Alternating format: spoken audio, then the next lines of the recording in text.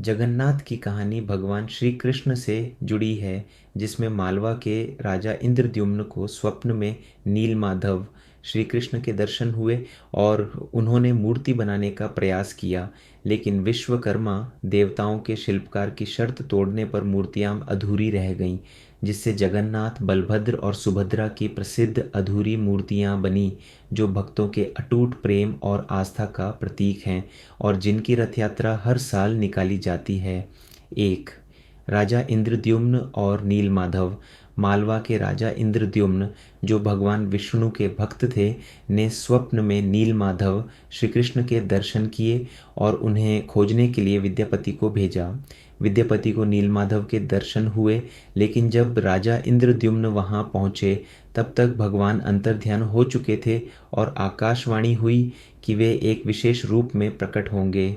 2, कृष्ण का हृदय और लकड़ी का लट्ठा। श्रीमद् भागवत गीता के अनुसार यदुवंशियों के अंत के बाद श्री कृष्ण एक पीपल के पेड़ के नीचे योग निद्रा में थे, जब जरा नामक बहेलिये ने उन्हें हिरण समझकर बाण मार दिया। श्री कृष्ण के शरीर का अंतिम संस्कार करने के बाद उनका हृदय, जो जला नहीं था, एक लकड़ी के लट्ठे में बंधा समुद्र में बह गया और पुरी के तट पर पहुंचा। 3, मूर्ति निर्माण का रहस्य। राजा इंद्रद्युम्न को फिर स्वप्न में विष्णु ने उसी लकड़ी के लट्ठे से मूर्ति बनाने का आदेश दिया। उन्हें वह लट्ठा और कृष्ण का हृदय मिला। देवताओं के शिल्पकार विश्वकर्मा एक वृद्ध व्यक्ति के रूप में प्रकट हुए और 21 दिनों में मूर्ति बनाने की शर्त रखी, जिसमें कोई बाधा न डाले। रानी गुंडीचा की व्याकुलता के कारण राजा ने 15वें दिन दरवाज़ा खुलवा दिया, जिससे विश्वकर्मा गायब हो गए और मूर्तियां अधूरी रह गईं, आधे हाथ पैर वाली।